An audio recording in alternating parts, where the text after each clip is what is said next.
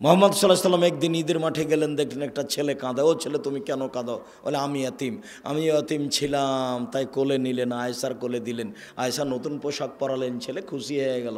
আর আয়েশা রাদিয়াল্লাহু বাড়িতে ফকিরের ভিক্ষা নেই, আবার নতুন পোশাক কোথা থেকে আসলো? ভিক্ষাই নাই। কত হাদিস নেবেন আপনি বুখারী মুসলিমের? ভিক্ষাই নাই, ভিক্ষাই জুটে না আয়েশার বাড়িতে। একটা মানুষকে খেতে দেওয়ার 11 জন স্ত্রীর ক্ষমতা হয়নি, মোহাম্মদ সাল্লাল্লাহু আলাইহি সাল্লামের নিজেরও ক্ষমতা হয়নি। মেহমান ফিরে এসেছে ব্যাক করে, হাদিস বুখারী মুসলিম। ব্যাক করে যখন ফিরে এসেছে তখন নিরুপায় হয়ে বলছেন, তোমরা একটু আমার মেহমানটা কেউ নিবা না? তো আবু তালহা বলছেন, আমি। ঠিক আছে। এবার আবু তালহা মেহমানকে নিয়ে বাড়িতে গিয়ে বলছে, জানো, আকরিমি যাইফা রাসূলিল্লাহ সাল্লাল্লাহু আলাইহি সাল্লাম, ও আমার বউ, দেখো মুহাম্মদ সাল্লাল্লাহু আলাইহি সাল্লামের মেহমান গো, তুমি একটু তাকে সম্মান করো। একটু খাওয়ার ব্যবস্থা কি কিছু আছে? না না না না না না, খাওয়ার ব্যবস্থা তো নেই। ছেলে মেয়েদের জন্য একটু খাদ্য জানিয়ে ছেলে মেয়ে বেঁচে থাকবে। আচ্ছা ঠিক আছে, ওটা রেডি করো। দিয়ে ছেলে মেয়েকে ঘুমিয়ে দাও, বাতি নিভিয়ে দাও, মেহমানের জন্য খানা পানি রেডি করো। খানা পানি রেডি করার পরে মেহমানকে ডেকে তার স্ত্রী বলছেন যে আমি একটু ল্যাম্পটা ঠিক করতে গেলাম। আরে ঠিক করানো, এটা ভান একটা, এরকম করতে করতে নিভিয়ে দিয়েছেন। তখন মেহমান বুঝলো যে আসলে মনে হয় নিভিয়ে গেল। তো তখন আর স্বামী স্ত্রী নিজে খায়নি, অল্প খাদ্য তো, ওইটুকু মেহমান খেয়েছেন। এখন সকালে আবু তালহা রাসূলের কাছে আসছেন। তখন আল্লাহ রাসূল বলছেন, আবু তালহা, আরে তোমার মেহমানি দেখে আল্লাহ হেসে উঠেছেন, আল্লাহ খুশি হয়েছেন। হাদিস বুখারী মুসলিম। মানে আম গাছে জাম ধরতে পারে, ধরে না। হুজুর ভুল বুঝেছেন। হুজুর মনে করেছেন যে আব্দুর রাজ্জাক সাহেব মনে হয় নিজের কথা বললেন, তাই হুজুর বলছেন যিনি 10 লক্ষ হাদিসের হাফেজ তিনিও চ্যালেঞ্জ দিতে পারেন না, আর আব্দুর রাজ্জাক সাহেব চ্যালেঞ্জ দেন। হুজুর ভুল বুঝেছেন। আমি যখন বলেছি বুখারী মুসলিম, তখন বলেছি আম গাছে জাম ধরতে পারে, ধরে না। অমাবস্যার রাতে চাঁদ উঠতে পারে, উঠে না। শোয়ের ছিদ্র দিয়ে লাঙ্গলের ফল ঢুকতে পারে, ঢোকে না। শোয়ের ছিদ্র দিয়ে লাঙ্গলের ফল ঢুকে যেতে পারে। আম গাছে জাম ধরে যেতে পারে, অমাবস্যার রাতে চাঁদ উঠে যেতে পারে, এগুলো ঘটে যেতে পারে। আমি আব্দুর রাজ্জাক বিন ইউসুফ যে কথা বললাম, এই কথাতে কেউ চেষ্টা করলে, কিয়ামত পর্যন্ত চেষ্টা করলে সরিষা ঢোকানো যাবে না। যা বলছি তাই থাকবে, তার নাম বুখারী মুসলিম। হুজুর বুঝতেই পারেননি। হুজুর মনে করেছেন যে বিরোধিতা করলে মনে হয় সফলতা অর্জন করা যাবে। জি না, আল্লাহর কসম আমি কোনোদিন কারো বিরোধিতা করিনি। কেউ কেউ আমাকে বলছে যে অমুক অমুকের একটু আপনি নাম নেন না কেন? তা আমি বলছি, যেই মওলানা মানুষের বিরুদ্ধে এ ফেসবুকে ইউটিউবে কথা লিখতে পারে, তাকে আবার আমি আলেম মনে করে তার নাম নিয়ে কথা বলবো? আমি আব্দুর রাজ্জাক এত ঘৃণিত কাজ কোনোদিন করিনি, করবো না। আর আপনার মতো লোক আব্দুর রাজ্জাক বিন ইউসুফের দিন রাত বদনাম করলে সরিষার সমান আসে যায় না। ফয়সালা কোথায় আছে? উপরে। যেই কথাটা পরে বলতাম সে কথাটা আপনাকে এখনই বলে রাখি, আল্লাহর কসম আমি একজন নিঃস্ব মানুষ। আমার না বংশের ক্ষমতা আছে, না আমার অর্থের ক্ষমতা আছে। আমি এত নিঃস্ব মানুষ যে কচুর পাতার পানির মতো, কচুর পাতার উপরে যে পানি আছে টলমল টলমল করে, তেমন আমি। যে কোনো সময় আপনি আমার উপরে ক্ষমতা প্রয়োগ করতে পারেন। আমার মনে বড় স্বাদ, এদেশের মাটিতে আমি উন্নত মানের প্রতিষ্ঠান গড়বই গড়ব, ইনশাআল্লাহ গড়বই গড়ব। আজকে বক্তৃতা দিচ্ছি, বক্তৃতার জগৎ দিয়ে ধর্ম চিরদিন টিকানো যাবে না। কেন?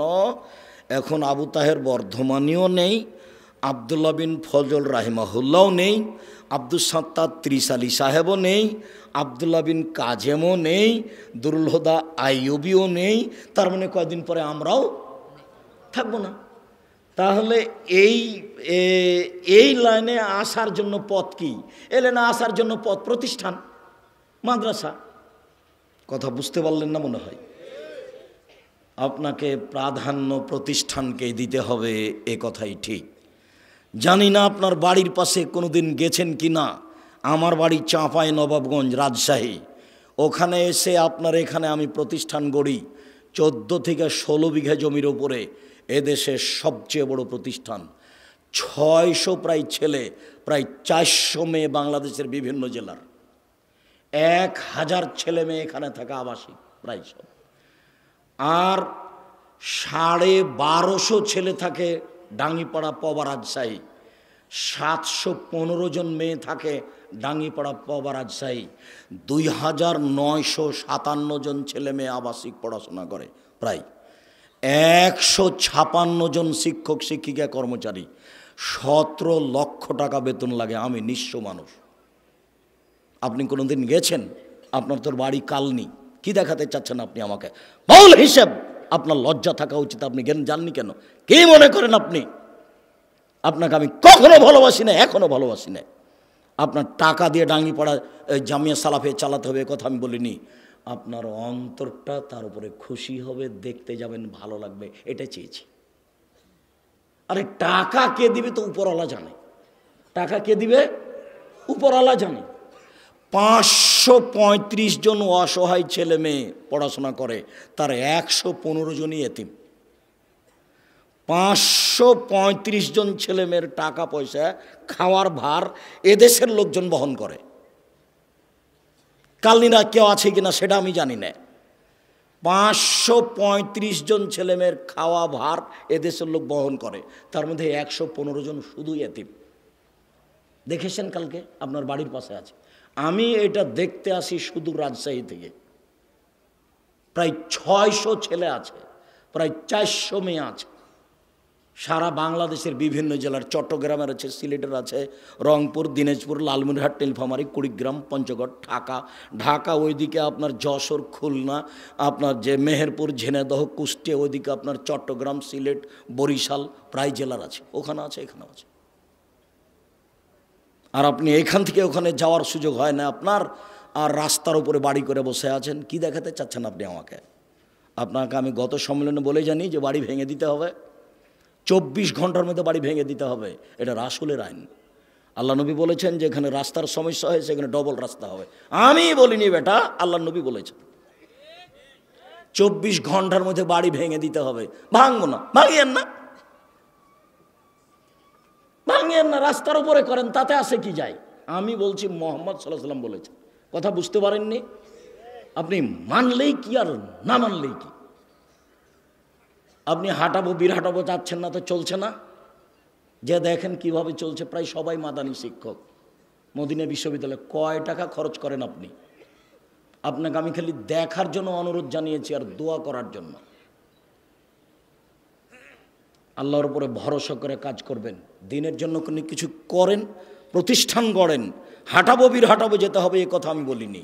কালনীতি করেন, প্রতিষ্ঠান গড়েই ছেলে মেয়ে তৈরি করতে হবে, তারাই জাতির সামনে কথা বলবে। আমি আব্দুর রাজ্জাক বিন ইউসুফ কওমি খারেজি মাদ্রাসার ছাত্র।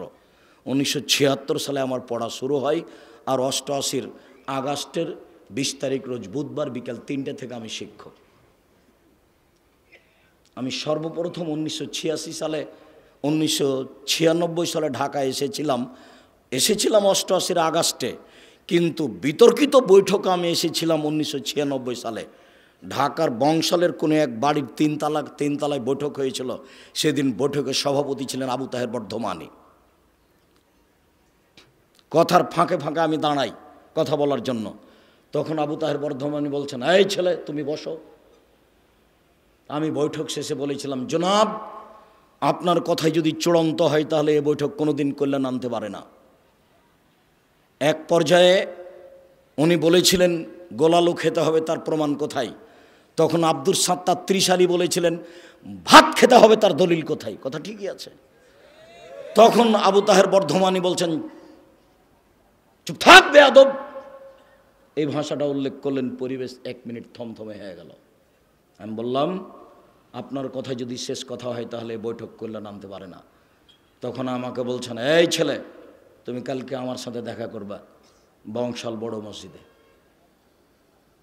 পরের দিন আমি গেলাম। আমার ছাত্র জীবন থেকেই আমি এই গতিতে, ছাত্র জীবন শেষ হলেই আমি কোনো দিন কাউকে মেপে কথা বলিনি। এজন্য যে আমি নিজের কথা কোনো সময় বলি না। আপনার 24 ঘন্টা রাস্তা ভেঙে দিতে হবে, এটা আমার নিজের কথা নয়। মোহাম্মদ সাল্লাল্লাহু আলাইহি সাল্লাম বলেছেন যেখানে রাস্তা নিয়ে গণ্ডগোল হবে, যাতায়াতের সমস্যা হবে, সেটা কি করতে হবে? ডবল করতে হবে। মোহাম্মদ সাল্লাল্লাহু আলাইহি সাল্লাম বলেছেন এই লোকটা জান্নাতে চলে গেছে, জান্নাতে চলে গেছে। কেন? রাস্তায় একটা গাছ পড়েছিল, কেটে সরিয়ে দিয়েছে এই জন্য। হাদিস বুখারী মুসলিম।